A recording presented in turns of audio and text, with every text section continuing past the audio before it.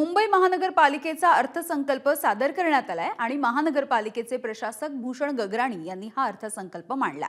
2025-26 या आर्थिक वर्षासाठी 74,427 कोटींचा अर्थसंकल्प मांडण्यात आलेला आहे। मागील वर्षाच्या बजेटच्या तुलनेमध्ये यंदाच्या अर्थसंकल्पामध्ये विक्रमी 14% वाढ झाली आहे। महत्त्वाचे म्हणजे कचरा संकलन शुल्काच्या संदर्भात अद्यापही निर्णय झालेला नाहीये।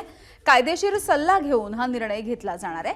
तर मुंबई महानगरपालिका निवडणुकीच्या तोंडावरती झोपडपट्टीमधल्या गाळेधारकांना महानगरपालिकेचा कर आता भरावा लागेल।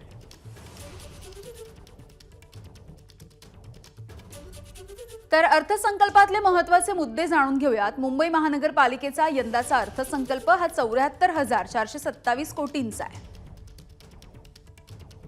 रस्ते आणि वाहतूक विभागासाठी 5,100 कोटींची तरतूद आहे। दहिसर भाईंदर कोस्टल रोड प्रकल्पासाठी 4,300 कोटींची तरतूद आहे। गोरेगाव मुलुंड लिंक रोड प्रकल्पासाठी 1,958 कोटी रुपयांची तरतूद। शिक्षण विभागासाठी यंदाच्या अर्थसंकल्पामध्ये 3,955 कोटींची तरतूद आहे।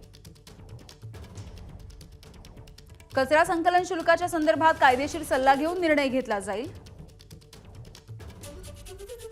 तर झोपडपट्टीमधल्या गाळेधारकांना भरावा लागणार आहे महानगरपालिकेचा कर आणि यामधून 350 कोटी रुपयांचा महसूल अपेक्षित आहे। मुंबईतील कोळीवाड्यांच्या विकासासाठी 25 कोटी रुपये दिले जाणार आहेत। राणीच्या बागेमध्ये जिराफ, झेब्रा, पांढरा सिंह, जॅग्वार असे विदेशी प्रजातीचे प्राणी सुद्धा आता आणले जातील।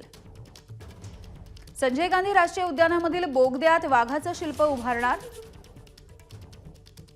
लंडन आयच्या धर्तीवरती मुंबई आय उभारला जाईल। काळाघोडा आणि रिगल जंक्शन परिसराचा विकास केला जाईल। प्रभादेवी, भांडूप, मुलुंड, जुहू, मालाडमधल्या प्रकल्प बाधितांच्या 32,782 सदनिकांना मंजुरी देण्यात आली आहे।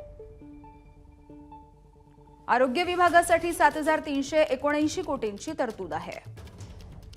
तर या अर्थसंकल्पामधले महत्त्वाचे मुद्दे आपण बघतोय आणि बेस्ट उपक्रमाला 1,000 कोटींचं अर्थसहाय्य, 2012-13 पासून बेस्टला 11,000 कोटींची मदत देण्यात आली होती।